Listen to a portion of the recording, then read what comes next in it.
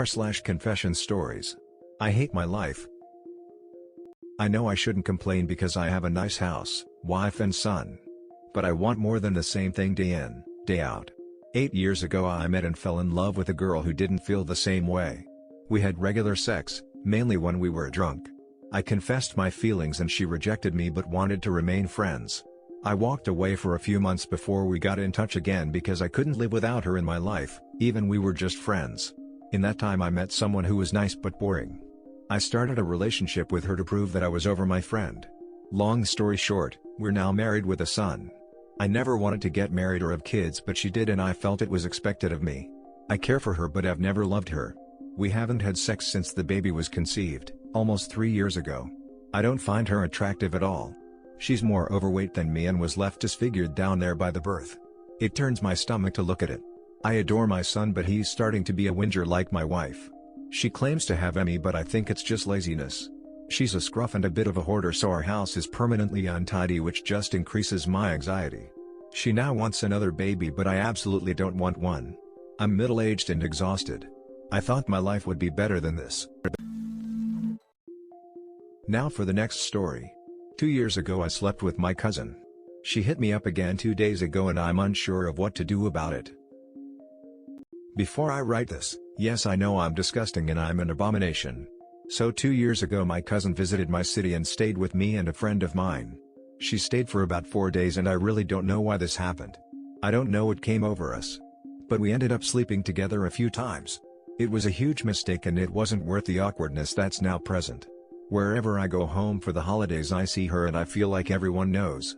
I can't have a conversation with my uncle and aunt because I feel so guilty. It's honestly the most shameful thing I've done in my life. I can't be alone with her. It makes me worried I'll want to do it again. I try to avoid her and have no not the whole CT with her. She texted me 2 days ago asking about visiting me again. I feel sick to my stomach. I know it's easy to just say no, but I know she'll mention me saying no to her parents who will mention it to my parents and I'll have to lie more to protect this secret. I'm also scared she might want to say something. She's fucking crazy and she has no shame from it and wants to do it again. I hate that I got into this position. Now for the next story. I'm going to ghost my whole friend group when I go to college, including my boyfriend. 18F. I leave for university in exactly 1 month, and it is thousands of miles from my hometown, from coast to coast. For the last 3 years, my friend group has treated me like the black sheep. In group settings I am always told to shut up, on Discord calls I am booed and told to leave, and none of them enjoy hanging out with me one-on-one. I guess that's what I get for being a girl in a guy friend group. I have had great times with this bunch, I would not have stayed had I not, but far too many times have I been faced with a situation where I am being attacked with extremely hurtful words that don't stop when I express that it's too much.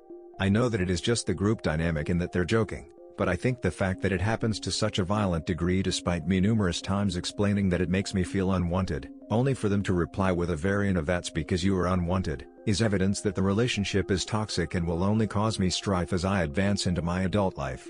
It's been extremely difficult because there will be brief periods where at least one of them will reassure me that I should try not to take it to heart, that it's just the way things are and that no one really means it.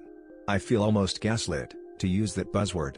I have literally been in a situation where I was told that I am only kept around because they feel sorry for me, and other members of the group chimed in to agree. And of course, later it was downplayed as a joke and whatnot, but no apologies were given. I just don't want to deal with having friends that treat me this way, where the running gag is that I suck and that I have shitty ideas and that I'm annoying to be around, even if it is a complete joke. It's reached a point where I can't tell if this is normal and I'm being too sensitive, or if I've been casually letting myself be verbally abused for years. Either way, I cry because of this more than rarely. The worst part is that my boyfriend of 2 months, who very recently joined our friend group, now joins in on this gag to impress the brothers, and I can't help but resent him for it because now I don't believe he actually likes being around me either. I'm pulling away. I've reached a point where nobody I'm close to besides my father and my one long-distance best friend gives a fuck about my feelings, and I think it's making me depressed. So, I'm leaving my friends, I'm leaving my boyfriend, who wants to try long distance, and I'm not looking back. It's time to move on and make new friends who are like-minded and don't pretend to hate me. TLDR, my friends are mean to me for the lols. My boyfriend has started doing it around the homies, and I've fucking had it. I hope I actually go through with this. Now for the next story. I've done something completely insane and disgusting, and honestly, I don't really care. Last night I did something I never imagined I would do, and probably the most disgusting thing I've ever done. I smeared my own poop on an open wound I have on my thigh. I did this because I hope that it'll get infected and lead to sepsis and then I'll die. I know that a more effective way to kill myself would be to do something like hanging myself or something like that, but I don't want to hurt my family, and hopefully they'll never figure out that it was self-inflicted. They'll think it was just a tragic accident where a wound got infected and wasn't treated properly. I know that I probably sound like a complete basket case, and I probably am, but I just can't do this anymore. Life isn't for me. The sexual abuse started when I was barely even 3 years old. And in a week it's been 2 years since I was raped for 10 hours straight. I'm simply too damaged to keep going, and I don't care what happens to me anymore. This is posted from a throwaway account as I don't want my main account associated with this. Now for the next story. I'm alone in the world, and I'm fine. So, during my childhood I had a lot of issues. Dad left before I was born. Mom was promiscuous to say the least. She married a dude old enough to be my grandfather. He was old enough to be my grandfather, who had a kid the same age as me, and they were terrible to me, both of them. My mom threatened me and told me I had to behave because if not the cats would lose the ability to be outside, and that was on me. I like cats. I like animals a lot more than people. At school I was bullied, at home I was unsafe. I didn't belong anywhere. So fast forward to the year before middle school, and mom starts cheating, leaving me at home with my alcoholic stepdad who cringes me out and smells terribly and sulks and cries all the time, because she's out there doing God knows what with someone else. We move. The cats are now indoor cats, mind you, and I start middle school. Honestly, I was happy to get out of there. I then basically had to raise myself. Of course I didn't do any homework, and I had difficulty making friends. But I'm a smart guy, so I got middling grades without the work, and I learned Photoshop and basic web design whilst in middle school. I also started writing. Is it horrible to call myself smart? Then right before the end of middle school, on the eve of my first date ever mind you, mom comes home wasted, with the fattest piece of shit you can imagine. Mom can't stand, she can't talk, she can't do shit. And this ogre-looking guy said he would sleep on the couch. Oh boy, I was maybe only 15 at the time, but I had a lot of pent-up anger in me and I had a lifetime of martial arts behind me, so I went into my room and grabbed curtain rod, shaped as a spear. I pointed at him and tell him that if he don't get the fuck out, this is seconds before he's raping my mom, mind you. He's naked in the bed with someone who's basically unconscious, I'll fucking spear him with this curtain rod. I was just a little bit ashamed that it was a bluff. But he sure as shit didn't take it as a bluff. He got out. He then started threatening me, saying he was in child services and whatnot. I told him maybe I should call child services and tell them they have a rapist on their payroll. A retort, I'm pretty proud of seeing I was only 15 years old. This fucked me up, like crazy. I was a pretty messed up person from before, I had real reality issues, but this just put me over the edge. I didn't return to being me until I was maybe like 20 years old. I'm 31 now. Naturally, I have never dared to trust a woman. Mom cheated on the dude she cheated on my stepdad with, several times mind you. She's a serial cheater. So, of course I've become obsessed with the cheating aspect of human behavior. It's not a happy subject, don't read it. Stay blissfully ignorant. Once you find out 10 to 33.33% of the world's population is raised by a man who thinks himself to be the child's biological father, but is not. Hope in relationships dwindles. I don't think I ever want a relationship. My days goes into writing several novels, working out, and reading. And I am very content and happy doing this. Every time I've had a relationship I've messed it up, and when women come on to me, I'm a decent looking guy, I feel repulsed. I hate it when women try to pick me up. Can't stand it. During the Me Too movement I was torn. Harvey Weinstein looks like the dude who tried to rape my mom, like he's almost the spitting image, and imagining a girlfriend or my best friend I think of as a sister or my cousins or any woman I care deeply for going through someone like him makes me so mad inside I don't know what to do with myself. But on the other hand I know women aren't innocent beings themselves. I know there were women who lost opportunities because women sold themselves to get better jobs, and if there weren't women willing to do this, then women who had better credentials than them might have gotten the job. So I find the Me Too movement really ludicrous when it comes to nuance. Sorry this became long, but there you have it. Now for the next story. My relationship with my dad never has and never will be good. TW, abuse? I am currently 16 meters and I don't think I will ever be able to have a good father-son relationship with my dad because of what I have been through. I have only ever told one other person any of this and I feel bad for my dad.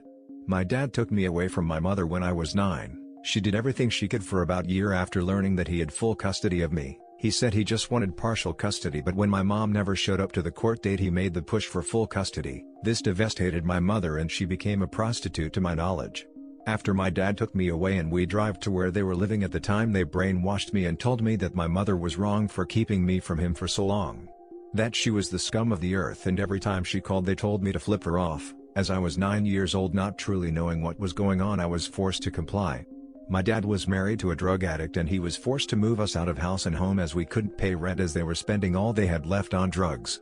My dad always scared me and still does. He has shared his PST with me before I know what he has been through. His force of punishment for me doing anything wrong, whether or not I lied about it, was to spank me with a belt. I eventually got used to it, and I also got used to being called a disappointment as I couldn't keep my grades above C's and B's in school. I made a great friend whom I still to this day consider my brother, but now we live many hundreds of miles away from each other and I only see him maybe once a year. His mother was just as loving and caring as my mother, and I truly would rather be with him than with my own dad. When I turned 11 I was told my mother had died on a hotel bed due to an overdose. She never used drugs before I was taken away, and I honestly blame my own dad for what had happened to her. Not that long ago we got to talking about something and it brought up the situation of my mom. He said it was such a shame she died when you were so young. I think it was when you were 9. I can't help but think that he either forgot when she died or that they hid it for 2 years from me. She was the most important part of my life and I miss her incredibly. In the middle of the whole moving fiasco where we couldn't find a stable place to live, my dad was getting so ticked off from everything I did. We ended up sharing a trailer with some druggies and we had to pay half the rent. The rent was maybe $200 a month, but they were so focused on getting fucked up that they would rather buy drugs than pay it.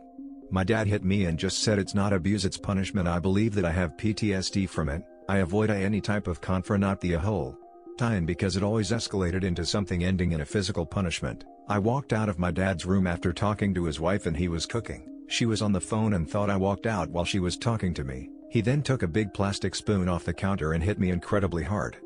Another time I was playing soccer with a little kid that we were living with. I hit the ball a little too hard and he fell on his face after it hit his shins. The child was about 6 to 7 years old. My dad arrived home later from his job that day and he then without hesitation lifted me on my feet by my shirt and forced me onto my back straight onto the ground. After that he lifted me up, dragged me through the house and took me to my bedroom where he choke-slammed me against the wall and started screaming at me. I was only 11 or 12 at the time and no one tried to stop him. I was just left crying on my bed gasping for air. I also got grounded to my room for a week. I don't think I can ever accept my dad for everything he has done to me. I have been abused physically and me not the whole. I mourn my loss of not having a mother and I am only allowed to see my best friend once a year and actually feel loved and cared for by his mother. I have asked and even suggested for my me not the whole health that I move in with them, but he won't let me.